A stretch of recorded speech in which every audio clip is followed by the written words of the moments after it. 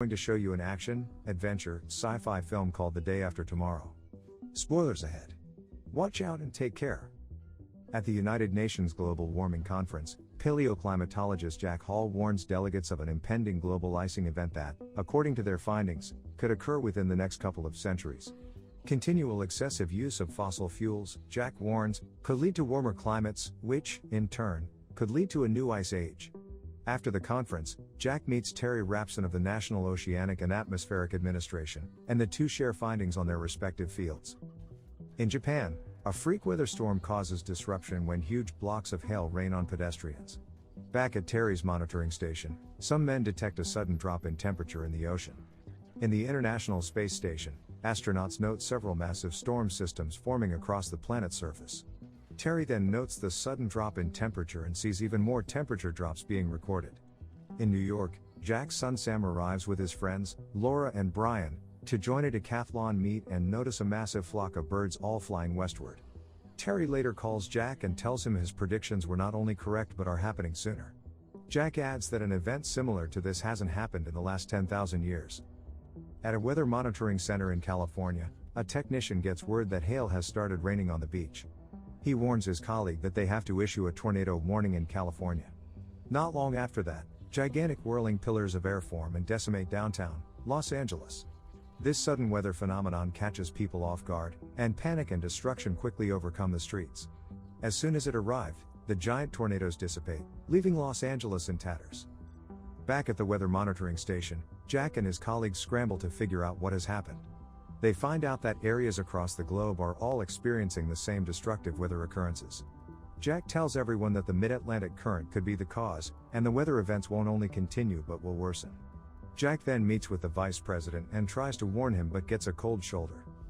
In Scotland, 3 military helicopters pass through the eye of the weather system, and their instruments start freezing. Helicopter rotors freeze mid-spin, and the 3 choppers crash. A soldier survives and tries to flee but freezes instantly the moment he opens the door. In New York, Sam and his friends are stuck with all flights cancelled. They try to use the subway, but the tunnels are flooded.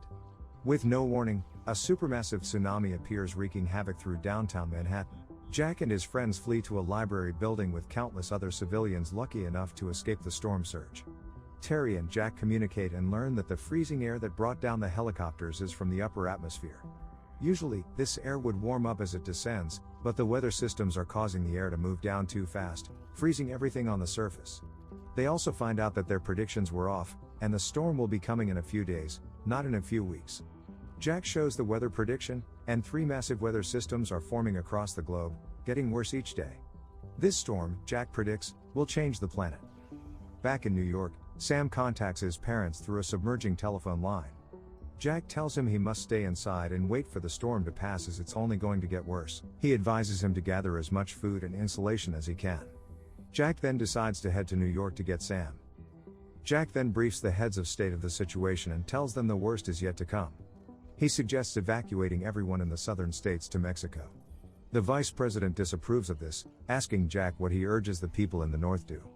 Jack answers that people in the north are doomed to die if they set foot outside their homes and advises they too must hold out and stay inside until the storms pass.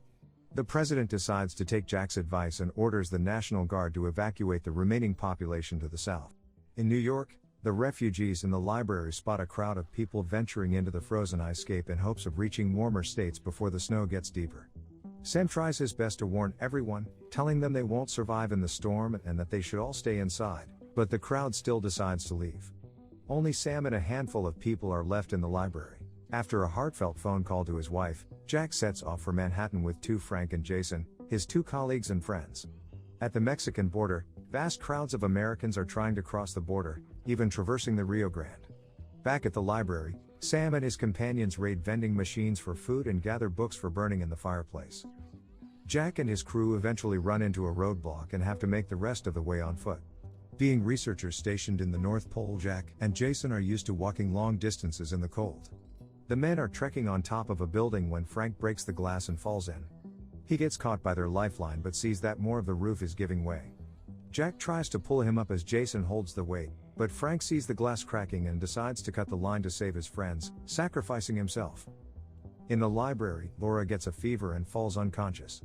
The group tries to figure out what's happening to her and discovers that she's potentially suffering blood poisoning from a wound infection. She needs an immediate injection of penicillin, or else her injuries could lead to amputation or death. Sam decides to head out to a nearby cargo ship that got washed in to look for medicine and food. Brian and another guy, JD, decide to accompany him. At a military base, the vice president finds out the president has died. Researchers also get word from the International Space Station that the weather system affecting North America has moved over to New York. It would soon be pulling supercooled air from the upper atmosphere to the surface, freezing everything. Jack and Jason make their way through New York, but Jason collapses from exhaustion, and Jack has to carry him. In the library, the trio also heads out to the grounded cargo ship, unknowingly putting themselves in harm's way when a hungry pack of wolves catches their scent. Sam, Brian, and JD make their way to the ship's mess hall, and Brian finds penicillin. As they rummage through the kitchen, the wolves come in and attack JD. Brian and Sam fight the wolves and save JD but get stranded inside the mess hall. With JD's foot mangled, they must find a way back to the library. Sam sees the sky clearing up and deduces they're in the eye of the storm. Sam then plans to make his way outside and lure the wolves away from the mess hall. He then runs through the ship, narrowly escaping the wolves, and doubles back to Brian and JD. Sam and Brian drag JD rushing into the library, seeing frost and ice descending from the sky. Meanwhile, Jack drags Jason with him and sees the sky clearing up and realizes they'll get caught in the eye. Knowing everything will freeze soon, he hurries to find an open vent and throws Jason inside before throwing himself in just as the ice descends. Sam, Brian, and JD make it into the library in the nick of time but see the frost entering the room. They scramble to get the fire up, throwing more books and wood in, desperately getting the room to warm up. Jack also struggles, knowing a fire is the only thing that can save him and Jason. Jason wakes up and sees ice all around him. He sees Jack had managed to start a fire using an open stove. With the eye of the storm already past, Jack is determined to continue into Manhattan. The two rest for a night, contemplate the future of humanity. Jack says humanity survived the last ice age, but if careless, might not survive this one. In the International Space Station, astronauts confirm the storm is dissipating, seeing landmass appear on the surface for the first time in days. Jack steps out of their tent and sees a massive ship frozen in place. They start their trek again, walking past the Statue of Liberty. The pair finally reach the city and see the whole bay frozen and the city buried under several meters of snow. They find the library, barely visible out of the snow, and find the fireplace where Sam and the rest are sleeping with a burning fire keeping them alive. Jack and Sam are finally united. In Mexico, the heads of state receive transmissions from Jack, informing them of survivors.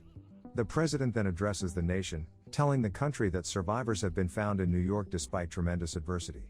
A vast search and rescue operation is underway to retrieve anyone stranded in the northern states.